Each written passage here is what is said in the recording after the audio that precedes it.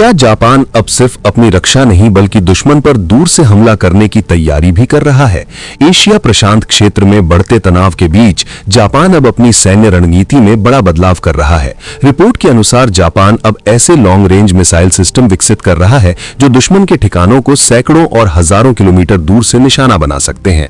द्वितीय विश्व युद्ध के बाद जापान की सैन्य नीति मुख्य रूप से रक्षात्मक रही है, लेकिन अब चीन की बढ़ती सैन्य ताकत और नॉर्थ कोरिया के लगातार मिसाइल परीक्षणों ने जापान को अपनी रणनीति बदलने पर मजबूर कर दिया है।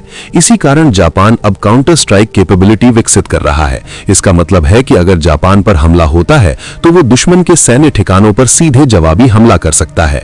इस योजना का सबसे महत्वपूर्ण हिस्सा है जापान की नई अपग्रेडेड टाइप 12 मिसाइल। ये जमीन से लॉन्च होने वाली एंटी शिप और लैंड अटैक मिसाइल है, जिसकी रेंज लगभग 1000 किलोमीटर तक हो सकती है। इस मिसाइल की मदद से जापान दूर बैठे दुश्मन के जहाजों और सैन्य ठिकानों को भी निशाना बना सकेगा।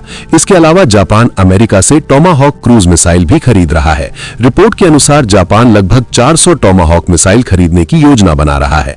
इन मिसाइलों की रेंज करीब 1600 किलोमीटर तक होती है और इन्हें जापानी युद्धपोतों से लॉन्च किया जा सकता है।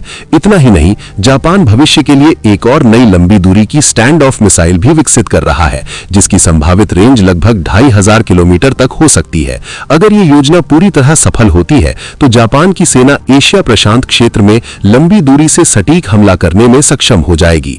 विशेषज्ञों का मानना है कि जापान का ये कदम एशिया की सैन्य रणनीति और शक्ति संतुलन को काफी हद तक बदल सकता है। अब देखना ये होगा कि जापान की ये नई मिसाइल रणनीति क्षेत्र में सुरक्षा बढ़ाएगी या फिर तनाव को और ज्यादा बढ़ा देगी।